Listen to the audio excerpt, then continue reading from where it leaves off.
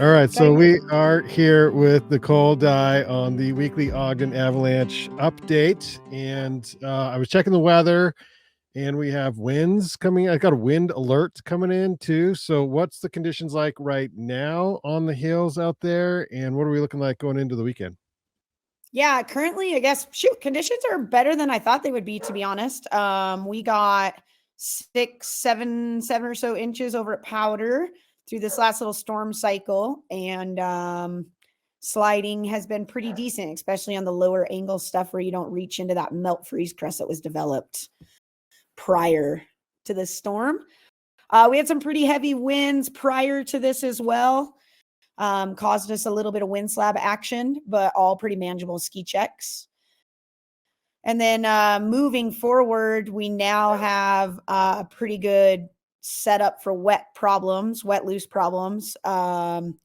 We have, like I said, 6 or 7 inches of snow sitting on top of a really supportable, slick melt freeze crust that, and in some areas had some near surface facet formation. So that'll make prime for when we start peaking into temps up into the upper 30s and good sun again this weekend. And then as for the winds, it looks like we're going to get hit with a pretty good northeast through east segment as the jet stream kind of shifts over the top of us. And I think it's going to be quite breezy. My particular area gets pretty raked with easterly winds and really kind of messes up the snow because we have a lot of east facing terrain. That would probably go true for, like the Ben Lomond North Fork area as well. A lot of northeast facing terrain. So, unfortunately, it could strip some stuff away. It looks like Thursday and Friday is supposed to be really, really windy. Yeah. And then we get really sunny and warm through the weekend.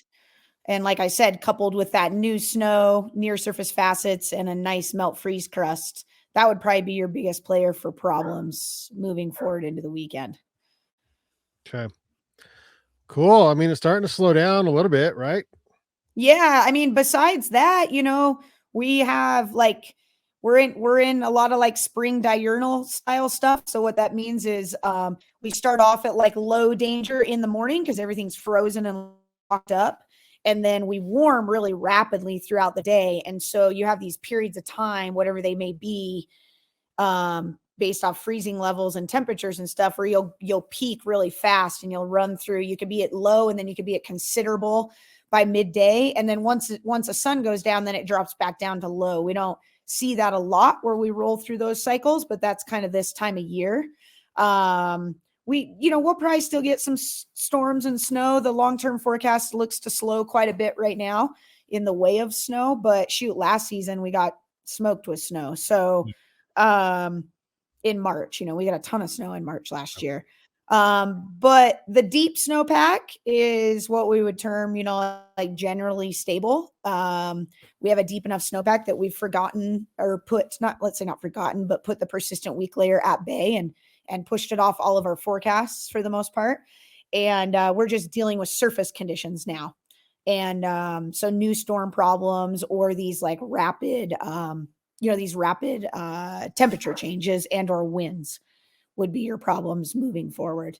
But yeah, so you'll have a time frame of day where you can ski tour and go do your thing. And then you're gonna have a period of time where you need to get out from underneath or off of slopes when those temperatures spike.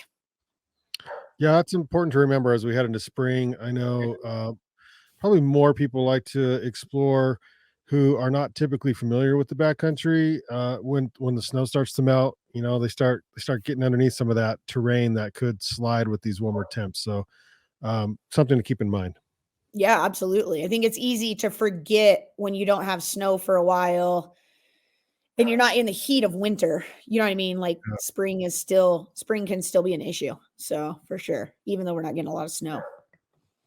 Awesome. Thanks, Nichole, for the update. As always, you can find us on Instagram at Ogden Avalanche, and we'll see you next week on the Ogden Avalanche update. Cheers.